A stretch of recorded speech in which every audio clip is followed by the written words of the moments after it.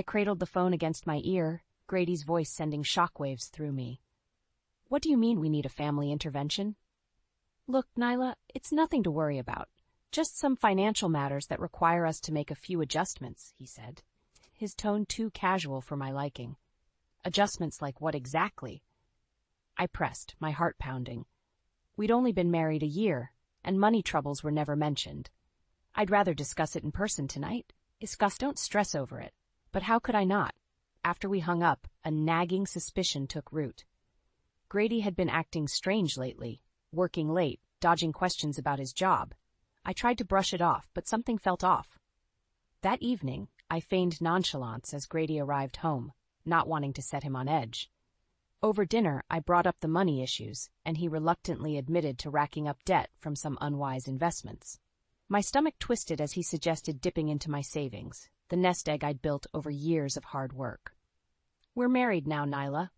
What's yours is mine, too, he said with an unsettling glint in his eyes. I nodded numbly, my appetite vanishing. As he droned on about budgeting, my mind raced. This felt like more than just debt troubles. The next morning, I decided to do some digging. On my lunch break, I drove past Grady's office, but his car was nowhere in sight. Confused, I doubled back, catching a glimpse of him ducking into a law firm downtown. My blood ran cold. Why would he be meeting a lawyer if this was simply about paying off debts? Dread washed over me as I realized whatever Grady was up to, it was far more calculated than he'd let on. And I was determined to uncover the truth, no matter how ugly it might be. Pack a bag, Nyla. We're having house guests for a while, Grady announced one evening, his tone brooking no argument. House guests? Who? I asked, caught off guard. My cousin Milo and his wife Tilda. Got evicted from their place. Real messy situation. They need to crash here until they get back on their feet. I opened my mouth to protest, but Grady cut me off. It's family, babe. We gotta help them out. A few days later, Milo and Tilda showed up on our doorstep, suitcases in tow. Milo was a hulking man with a perpetual scowl, while Tilda looked pinched and severe. Thanks for letting us stay, Milo grunted as they stepped inside, his eyes scanning our home with obvious disdain. Tilda merely sniffed, her lips pursed. Cozy, she remarked, running a finger along a shelf, examining the dust. From that moment on, our lives were upended. Milo and Tilda treated our home as their own, lounging wherever they pleased and eating our food without asking. Tilda even reorganized my kitchen, criticizing how I'd arranged everything. This setup is so inefficient, she tutted, moving my pots and pans with a self-satisfied air. I bit my tongue, not wanting to cause friction. But Grady seemed oblivious to their overbearing ways, constantly making excuses for their behavior. They've been through a lot, he'd say with a shrug whenever I tried voicing my concerns. Worse, Milo started meddling in our decisions, like he had a say. You sure you want to eat that? He sneered one night as I dished up a healthy stir-fry. Might want to rethink your portions if you want to keep that figure. My face burned, but Grady remained silent, tucking into his food. With each passing week, I felt more like a stranger in my own home. Grady had welcomed these toxic people into our lives, and I couldn't understand why. All I knew was that I had to get them out before their poisonous presence destroyed everything. With Milo and Tilda making themselves at home, I decided to confide in my friend Ava, who worked at the city clerk's office. If anyone could shed light on my suspicions about Grady, it was her. Hey, you got a sec? I asked when she picked up. It's about my apartment. Ava promised to look into the property records during her lunch break. An hour later, she called back, her voice laced with disbelief. Nyla, you're not going to believe this. Your condo? It's listed under some joint trust with your husband's name on it. My heart dropped. What? That's impossible. I bought that place myself years before I even met Grady. Well, according to these documents, the trust was created shortly after you two got married. Grady must have done it without your knowledge or consent. White-hot fury coursed through me. I should have trusted my instincts. Grady's money issues weren't just about debt. This was a calculated ploy to stake a claim on my hard-earned assets. Does it say anything else? I asked through gritted teeth. Yeah, it grants him just as much authority over the property as you. Practically makes you co-owners. I slumped against the kitchen counter, reeling from the betrayal. While I naively thought we were building a life together, Grady had been scheming behind my back this whole time. Suddenly, his cousin's unwelcome presence made sense too. They were in on this racket together, using Tilda's needling comments to destabilize me further. "I can't believe he'd go this far," I whispered, my eyes stinging with unshed tears. Ava's tone softened. "I'm so sorry, Nye. You know this isn't gonna fly, though, right? We can fight this." Taking a deep breath, I steadied myself. She was right. If Grady thought I'd just roll over, he was gravely mistaken. It was time to confront that lying snake and ensure he didn't slither away with what was rightfully mine. That night I steeled myself for the confrontation as Grady strolled in, whistling idly. The second he saw my face, his bravado faltered. "What's wrong, babe?" I held up the property documents, my hands shaking with rage. "You want to explain this?" His eyes widened fractionally before his expression hardened. "It's just a formality, to protect both our interests." "Don't feed me that bullshit," I exploded. "You forged papers putting my home in a trust without telling me. How could you do this behind my back?" Grady's jaw clenched. "Keep your voice down," he hissed. "You'll wake the neighbors." "I don't care who hears. You lied to me, put my assets at risk with your shady debts." "Our debts," he cut me off. "What's mine is yours, remember? We're married." I recoiled like I'd been slapped. So that's what this was about, establishing control under the guise of marital unity.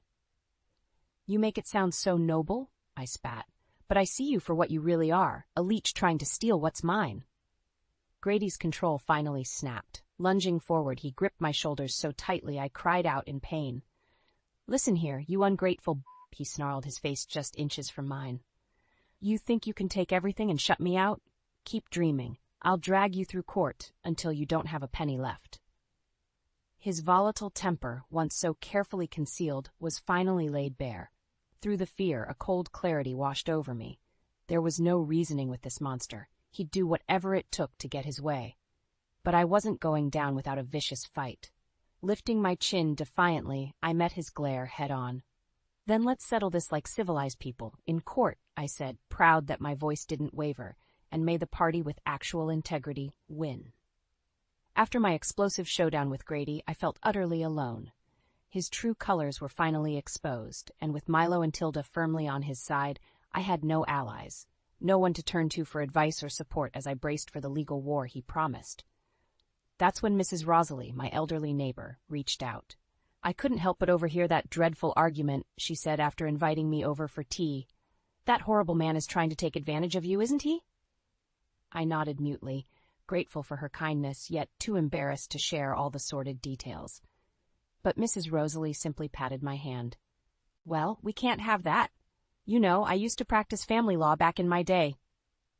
As she recounted her career, a glimmer of hope sparked within me. Here was someone with years of experience who could guide me through this minefield. Opening up, I poured out the whole story, Grady's shady business dealings, the illegal property trust, even Milo and Tilda's toxic meddling. Mrs. Rosalie listened intently, her brow furrowed. "He's resorted to underhanded tactics to secure your assets," she declared once I'd finished, "hoping to browbeat you into submission through fear and intimidation." Pressing her lips together grimly, she fixed me with a determined look. "But we're not going to let that snake slither away with your property, dear. Not if I have any say in it." Over the next few weeks, Mrs. Rosalie became my mentor, strategizing a nuanced legal defense while counseling me on how to gather evidence against Grady.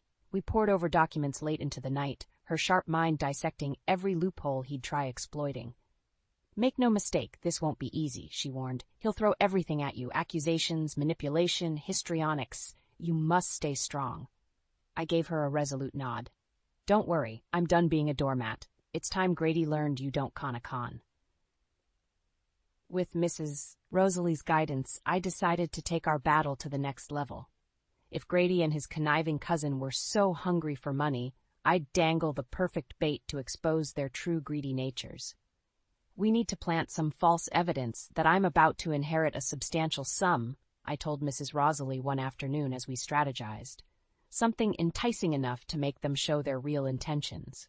She gave me a sly smile. "I like the way you think, dear. Let's make it look official, shall we?" Over the next few days, we mocked up fake documents detailing an inheritance from a long-lost relative. Stamped with official-looking seals, it was a masterpiece of forgery that would fool even the most skeptical eye. I couldn't resist a triumphant grin as I accidentally left the papers out on the coffee table for Grady to find. Sure enough, he took the bait. "Hey babe, what's all this about an inheritance?" he asked later that evening, failing to hide his intrigue as he waved the documents. Feigning surprise, I snatched them back. "Oh, those? It's nothing, just some preliminary paperwork. My third cousin Marjorie passed away and apparently named me as a beneficiary." Grady's eyes lit up with undisguised avarice. "Well, that's fantastic news. We could really use those funds right about now." "We'll see," I replied coolly. "The lawyers are still finalizing everything." Like sharks scenting blood, Milo and Tilda immediately began circling too. Suddenly they were schmoozing me at every turn, their fake niceties making my skin crawl. "We're just so thrilled about this fortuitous turn of events," Tilda gushed one morning as I prepared breakfast. "Finally a chance for our little family to get back on its feet." Her hand closed over mine in a twisted facsimile of affection. I had to resist the urge to recoil from her cloying touch. As the days passed, their demands escalated from sly hints to outright harassment. New cars, luxurious vacations, all funded by my impending windfall. All the while, I documented every avaricious comment, every greedy slight. Finally, I'd have all the proof I needed of their repulsive true selves. Once gathered in front of the world, the very evidence of their shameless grasping would become the noose around their necks. The trap was set. With Grady, Milo, and Tilda practically salivating over my inheritance, it was the perfect time to spring it. Mrs. Rosalie and I decided to gather them all under one roof under the pretense of a family dinner to celebrate the upcoming windfall. As they arrived, I plastered on my most convincing smile. "Thank you all for coming. I have an exciting announcement to make."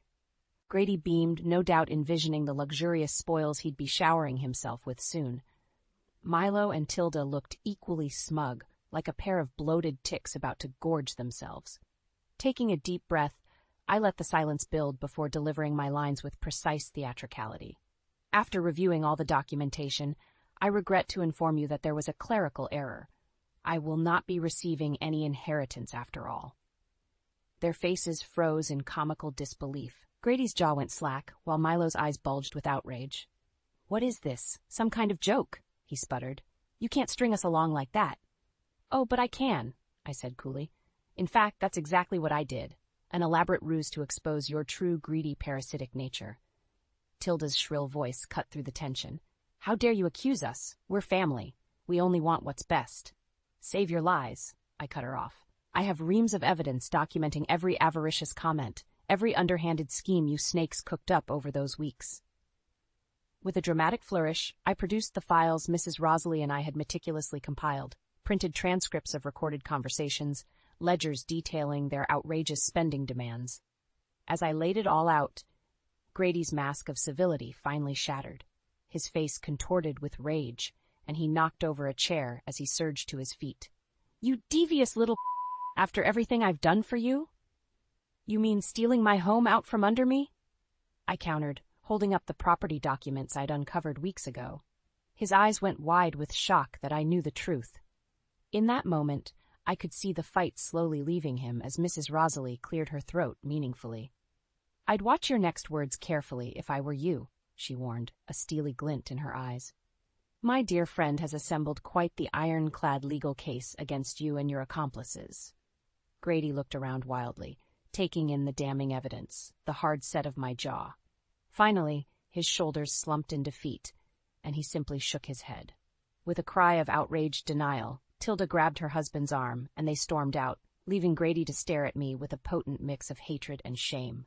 "This isn't over," he muttered darkly before turning on his heel and exiting my life for good. I let out a long breath, euphoric relief crashing over me. Thanks to Mrs. Rosalie, I had won. But more importantly, I'd reclaimed the power, the agency that Grady tried so hard to strip away. Never again would I be anyone's victim. The weeks after exposing Grady's scheme were a whirlwind. With Mrs. Rosalie's expert legal counsel, we filed an injunction to immediately freeze the fraudulent trust Grady had created, preventing him from making any moves against my property. His efforts to retaliate through the courts were toothless. We had an ironclad paper trail chronicling every underhanded tactic he'd employed. With each day, more evidence of his deceit and malicious intent came to light. The final blow came when my friend Ava uncovered records of Grady siphoning money from his job to fund his gambling addiction and risky investments. His debts, the entire motive behind trying to steal my assets, were laid bare. As the avalanche of proof mounted, Grady's bravado rapidly crumbled. What little public support he'd garnered evaporated as the sordid details of his betrayal made headlines. The day of the court hearing arrived, and I couldn't help but feel a perverse sense of satisfaction seeing Grady surrounded by his expensive legal team, his eyes downcast. Milo and Tilda skulked in the back, their usual smugness nowhere to be seen. Mrs. Rosalie, resplendent in her crisp suit, gave my hand a reassuring squeeze as we took our seats. Over the next few hours, an increasingly flustered Grady was forced to watch as his carefully constructed lies unraveled. I took the stand and calmly, dispassionately, presented the court with the facts: his forged documents, his escalating demands for money, his contemptible willingness to turn on his own family for personal gain. By the time the judge returned her verdict, Grady looked utterly defeated, a broken husk of a man. In light of the overwhelming evidence, the judge's voice rang out. "This court rules in favor of the plaintiff, Miss Harper. The trust is null and void, her property and assets duly reinstated as her sole belongings." A wave of emotion crashed over me, but I refused to let it show, keeping my expression steely. As the bailiff read out the penalties, monetary sanctions, public censure, possible jail time, Grady finally met my gaze. His eyes burned with impotent hatred, but I simply held his stare, letting my own silent triumph wash over him. In that moment, he knew he'd been beaten, outmaneuvered at every turn. His pathetic attempt to rob me had failed spectacularly. The adrenaline faded on the long drive back, leaving me overwhelmed by the journey I'd endured. But one truth rang clear. The path ahead was my own again. Free from Grady's toxic grip, ready to stand tall and use this experience to empower others in similar plights. For the first time in far too long, I felt indescribably light, unchained from the burdens thrust upon me. My life was finally mine again.